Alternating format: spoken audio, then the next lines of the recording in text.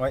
Bon, bonjour à tous, bonjour les amis, bonjour François. Bonjour Geoffroy. Ici nous sommes dans les locaux de Shiftech, où tu as la gentillesse de nous accueillir. Ben oui, tout à fait. Et donc François qui est le fondateur de Shiftech et en même temps un grand passionné de voitures, puisque tu roules toi-même en Jaguar F-Type, je pense. Exactement. Donc pour parler un petit peu de Shiftech, Tout à fait. Shiftech a démarré en 2007, alors que je terminais seulement mes études. J'ai démarré la préparation comme ça en démarrant sans avoir d'atelier bien spécifique. Tout à fait. Et puis par la suite, je me suis bien rendu compte que pour vraiment faire un travail de qualité, il fallait un bel aménagement avec bande puissance, avec certains équipements. Et je me suis lancé à la recherche d'un bâtiment. Et finalement, j'ai mon collègue Frédéric, qui est devenu mon associé, qui m'a rejoint. Et on a démarré cette aventure-là ensemble depuis plus ou moins 2008. Voilà. On s'est installé à Louvain-la-Neuve et on a commencé la reprogrammation sous le nom Shiftech Engineering. Voilà comment ça a démarré. Ouais. Donc ça fait 10 ans, plus ou moins 10 ans que Ça ça existe. fait exactement plus ou moins 10 ans que ça existe. Maintenant, Shiftech a bien évolué. Ouais, c'est ce que j'avais On dit. a plus de 4 centres en Europe, dont 2 en France, à Tours et à Lyon, et alors également au Luxembourg. Voilà. Et alors ici, donc le centre, la maison mère, qui est ici en Belgique, où on a 2 bancs de puissance, plusieurs ponts élévateurs, et où toute la recherche et le développement est effectué. Voilà. Donc 4 centres en Europe, bientôt 2 de plus.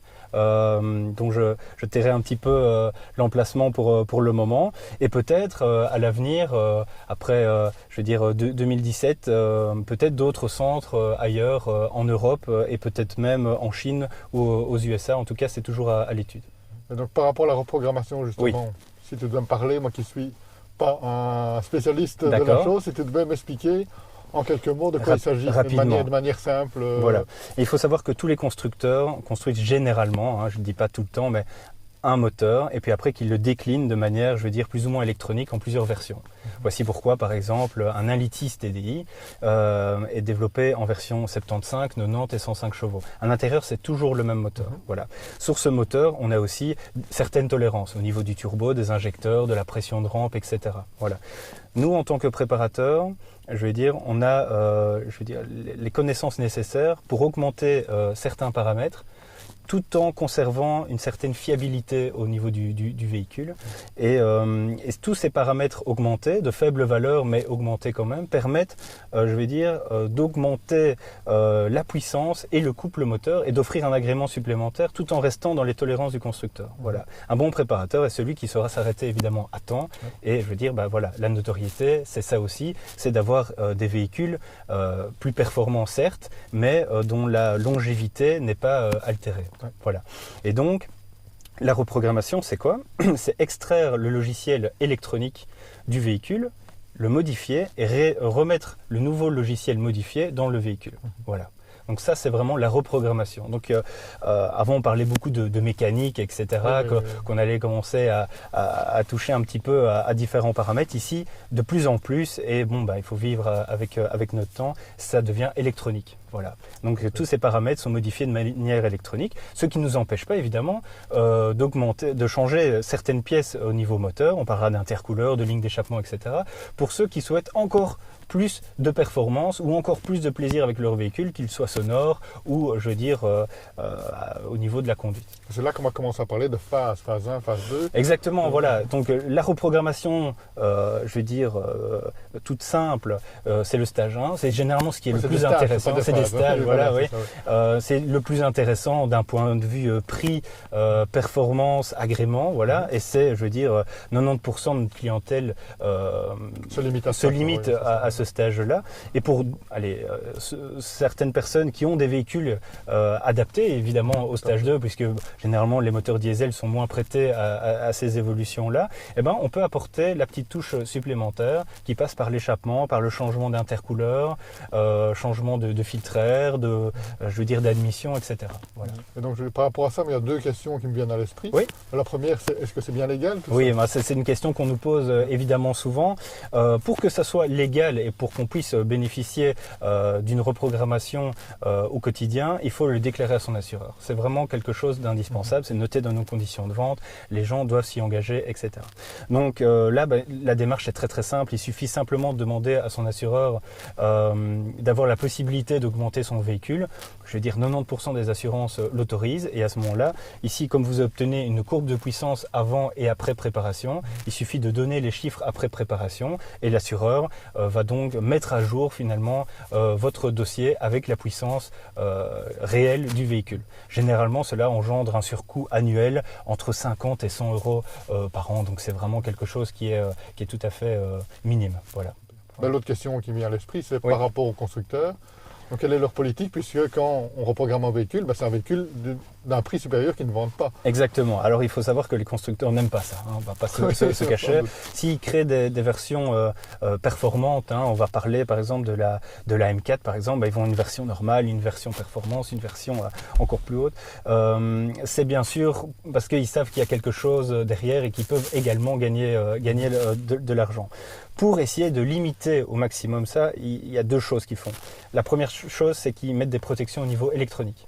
Il devient de plus en plus difficile de modifier une reprogrammation moteur ou d'effectuer une reprogrammation moteur parce que il est difficile d'acquérir les informations.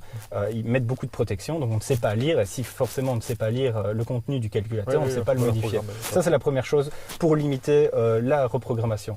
La deuxième chose, et ça c'est quelque chose qui est en constante évolution, c'est qu'ils matraquent de plus en plus les utilisateurs en leur disant ne faites pas de préparation avec votre véhicule, vous risquez de perdre la garantie. Voilà. Alors pour justement limiter l'effet de la garantie, ils ont maintenant des nouveaux logiciels qui permettent de détecter si le véhicule est préparé ou non. C'est le cas notamment chez BMW, un peu chez Audi, Volkswagen, etc.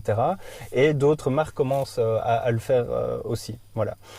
Nous avons des solutions pour contourner toutes ces nouvelles protections, mais c'est vrai que le constructeur n'aime pas. Le constructeur va vraiment limiter, la préparation, et c'est vraiment, c'est une difficulté supplémentaire. Alors face à cette difficulté, nous avons des nouveaux produits qu'on propose, notamment à tous les utilisateurs BMW.